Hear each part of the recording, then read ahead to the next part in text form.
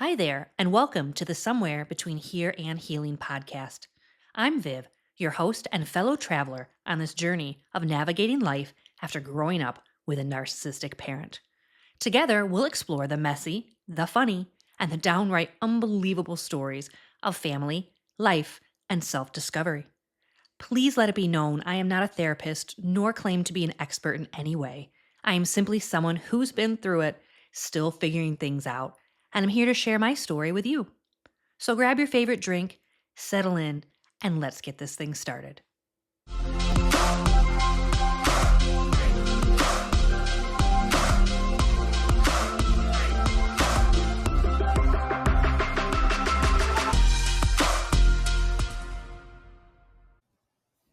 Hey everyone, welcome back to the podcast. Before I get into it, I just want to put a little note out there that it is windy here today, and I was going to wait to record this, but I don't want to wait. And it is too hot to close the doors up in here. So if you get a little background noise, a little wind, life. So today's episode is maybe going to be a little bit different, or maybe not that different. This one is more of a pause, a breath, a quiet moment to talk about something that sits just beneath the surface for so many of us.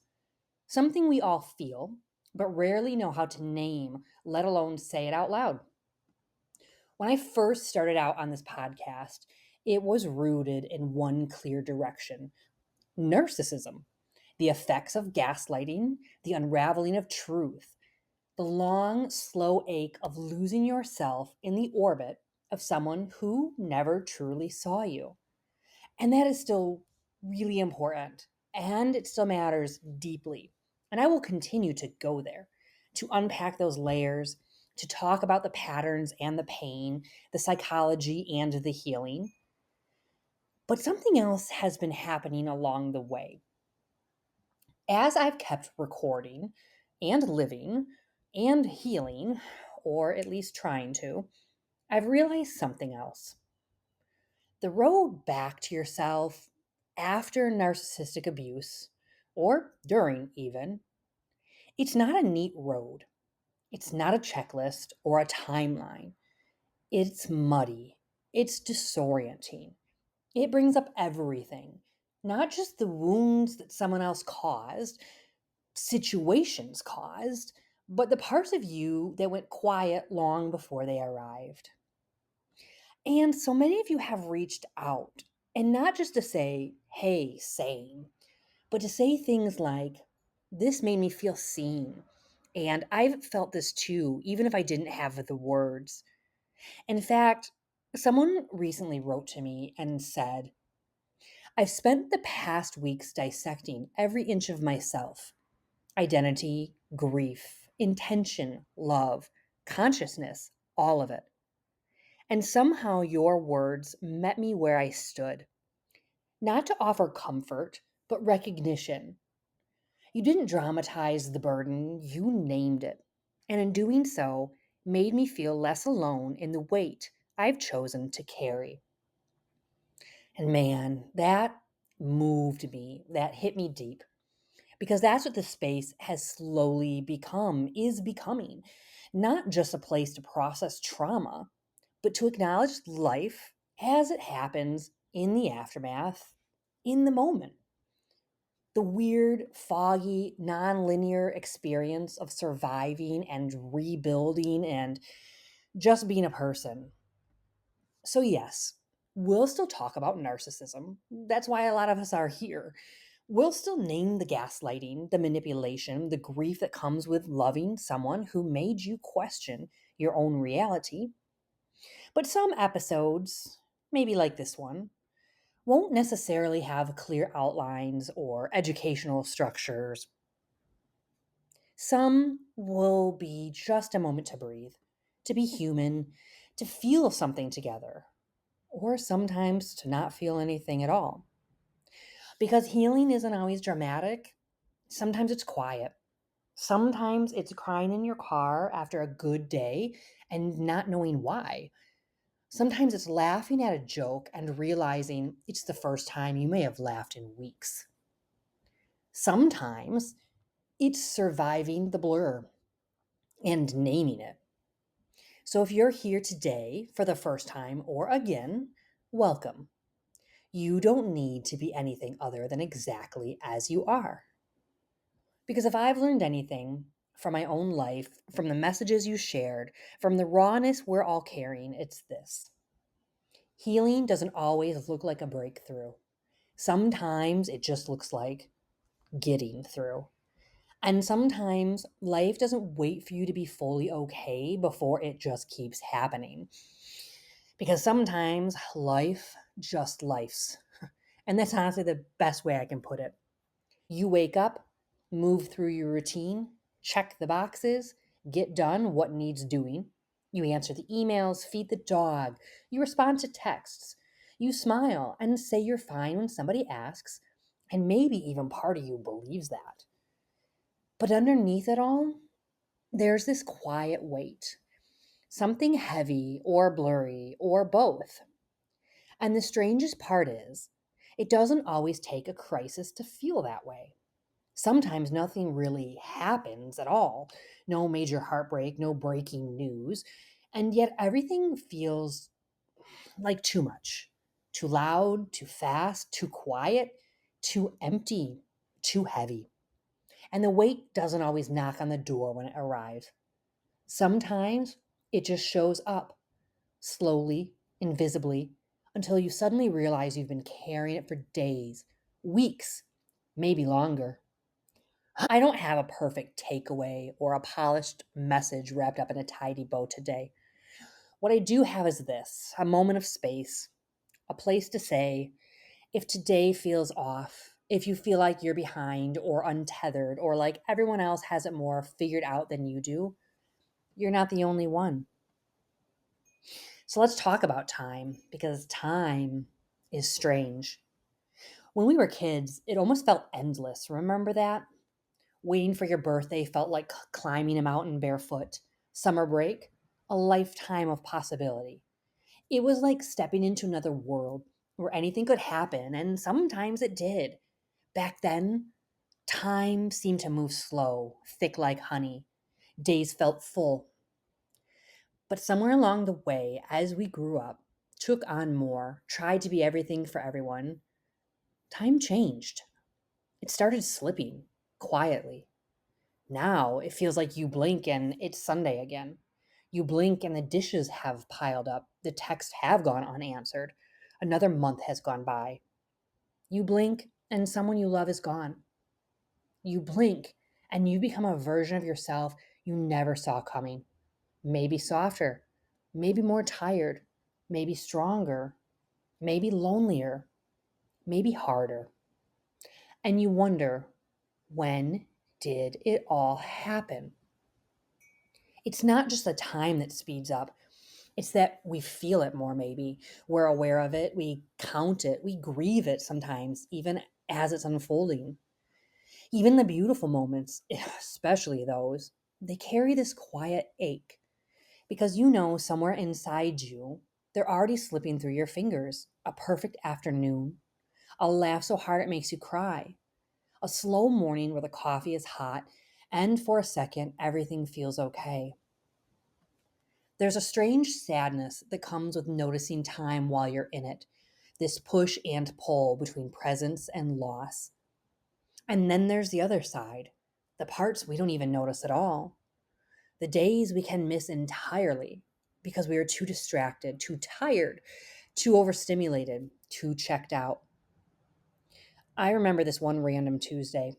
Nothing special happened. It was a gray, cold day. I drove to the store, answered some emails.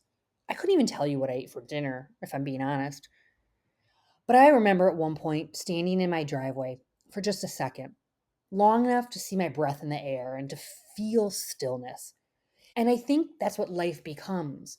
While there are these large moments, there is also this collection of small, unremarkable moments that settle in and somehow mean more than some of the big ones. Not because they're dramatic or perfect, because in those moments, They felt real, like time tapped us gently on the shoulder and said, "Hey, this is one of those moments." Time doesn't always come with neon signs or big milestones. Sometimes it's just a quiet Tuesday. And when life starts moving too fast, or not fast enough, it's okay to name that. It's okay to want to slow it all down, or speed it up, or hit pause, or just sit in the confusion of it all. The truth is, being human means not having it figured out. It means feeling the disorientation, the ache, the beauty, the bittersweetness, and many times all at once. That's not failure. That's life. And life, just life's. Now, let's talk about the what ifs. Those quiet little intruders that slip in when the world gets still, when the noise fades just enough for you to hear yourself think. They show up in the small in between moments, lying in bed long after the lights are off, driving with the radio just low enough that it becomes a background hum, folding laundry with half your heart elsewhere, scrolling through old photos, not sure what you're even looking for. Sometimes that's when they come. Not loud, not harsh, just there. What if I had left sooner? What if I had stayed? What if I'd said the thing I was too scared to say? Or stayed quiet when I wanted to scream? What if I had chosen differently? Loved differently? Protected myself more? Trusted less? The questions are endless. And sometimes I find myself thinking about her, the version of me who made other choices, the me who took that leap, the one who never looked back, the me who maybe said yes when I meant no or no when I meant yes, the one who didn't hesitate, the one who made the move to that city or stayed in that relationship or chose to walk away before it hurt too much more. I don't know if she's happier than I am or if she's lonelier or maybe just living a completely different kind of life. It's hard to say. But here's the thing no one really tells you about questions and regret. Those don't always come from making a wrong choice. Sometimes they come from not knowing what the right one even was, or from realizing that even when you were trying your best, and you really truly were, things still fell apart. Maybe they didn't fall apart.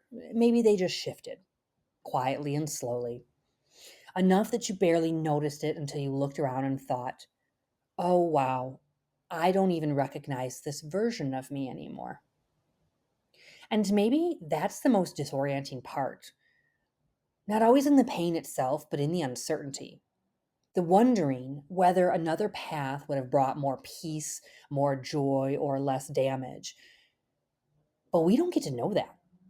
We only get this version of the story, the one we're living with now, with its tiny comforts and its invisible costs, with all the love we gave and all the things we lost, and all the moments where we thought, I should have known better, even though we couldn't have.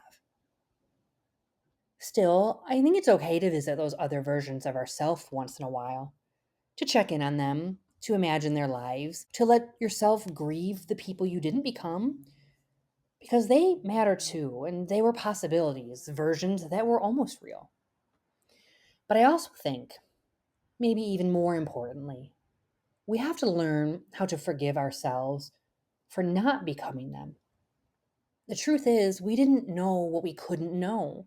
We were doing the best we could with what we had and who we were and what we understood at the time, even when it didn't look like that from the outside, even when the outcome didn't match the effort, even when it ended in a way we never would have chosen. You don't owe the world a flawless story. You do owe yourself grace. So maybe, if nothing else, let this be that, a small moment of forgiveness for all the versions of you that never got to be, and for the one who made it through anyway. Now let's shift a little to what I like to call the blur. There are those days, the ones that just seem to disappear. I think most of you know the ones I mean. You wake up, move through the motions, like we mentioned before, answering emails, doing dishes, paying bills, replying to texts, running errands, day to day things. And before you even realize it, the sun is setting again, and you sit there, maybe on the couch or in bed, on the porch, wondering, did I even really live today? Did I feel anything at all? Did I take one deep breath all the way in? Some days feel like you're wrapped in a fog, not quite sad, not quite okay, just drifting. A kind of hazy in between space where you're neither fully present nor fully gone. You're simply going through it, sometimes day after day. I've had those days where I feel like an observer of my own life. Like I'm standing just outside it, watching myself move, but not really being there. And then there are other days where I am so deep inside the chaos, the grief, the mess, that I come out the other side without remembering how I got there at all. Caught somewhere between autopilot and overwhelm. And maybe that's a great topic for a future episode. I'm going to make a note of that. But here's something I want to say, and I want you to really hear it. You're not broken because your days blur or blur together. And again, you're not failing because life sometimes feels like a loop you can't escape. Burnout is real, grief is real, survival mode is real, disassociation is real. And sometimes the bravest, most human thing we can do is admit that right now, we're just trying to get through the next hour, not the next year or the next five. Even when life is beautiful and even when it's full, it can still feel blurry, especially when you're carrying more than you let on, and especially if you've had to be strong for far too long. If that's you right now, please know this: you're doing better than you think. Even if today felt like a foggy blur, you still showed up for it. And that matters more than you realize. And yet, somehow, even in the midst of the blur and the noise and the hard days, there are moments that break through. Moments that don't demand your attention, but somehow find their way into your chest and settle there quietly. The smell of coffee in the morning, even on a day you're dreading. A laugh from someone you love, the kind that catches you off guard and lingers long after. A sunset so soft and quiet it almost feels like an apology from the sky. The way your dog rests their head on your leg like it's the safest place on earth. The sound of a song from high school or from youth that suddenly flips the calendar back to being a teen again. Those moments don't always shout and they don't parade themselves in front of you. They simply arrive. And if we're lucky and we're paying attention, we notice them. Even when everything else feels like too much, these small fragments can remind us we're still here, still human, still able to feel something, even if it's just a small flicker. I think those bittersweet slices of life are actually the most honest. They hold joy and grief, sometimes side by side, hope tangled with memory. They let us smile through tears or cry through moments that should have felt perfect. And that's what makes them so real. If you're in the middle of something right now, anything at all, and life feels like too much or not enough, maybe just try to find one soft thing for yourself. Just one. A moment that won't fix it all, but reminds you it's not all gone. You're still here. It doesn't have to be big or grand, it just has to be yours. Before we close today, I want to leave you, as I usually do, with a few things to think about. As always, not to fix anything, not to find answers or solutions, but maybe just a few things to quietly notice. Did you perhaps have a small moment today? Maybe it was a glance, a smile, a sound, a smell, something so tiny that it almost slipped right past you. Who or what made you feel just a little more yourself? Was it perhaps a word from a friend, a quiet breath, a memory, even the soft comfort of routine? If your heart could whisper one thing right now, just one thing to yourself, what would it say? These aren't questions with perfect answers. They're not tests or puzzles to solve. They don't have to be happy answers. Instead, think of them like fragile threads, delicate, easy to overlook. But if you choose, you can gently follow them to wherever they lead. Or you can acknowledge them and tuck them away quietly. Hold them in your pocket, put them away, and perhaps return to them another day when you're ready and if you need it. And if today felt fast or blurry or an out of body or like it didn't happen, if it slipped through your fingers before you had a chance to catch it, that's okay. You were still here. You are here. And that's enough.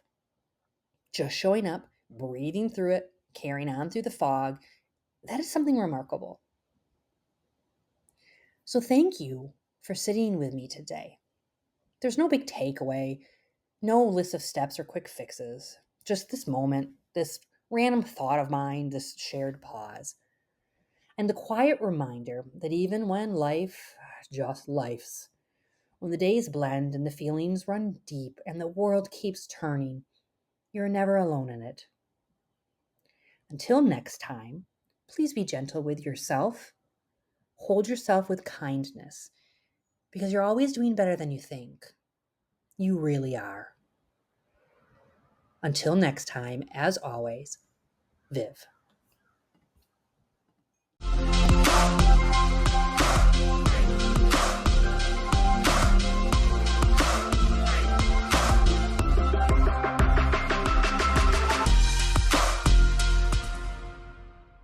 Thank you for listening and spending time with me today. I appreciate you all so much. If you haven't already, please subscribe wherever you listen to podcasts and follow me on social media. Your support means the world. Plus, it really helps a podcast grow and reach more people like us. And don't forget, I'd love to hear from you. Send me your questions, share your story, or just drop by to say hello at vivvance@gmail.com. Until next time, remember, healing isn't linear, life can be unpredictable, but you are never alone in this journey. Take care, and I'll talk to you soon.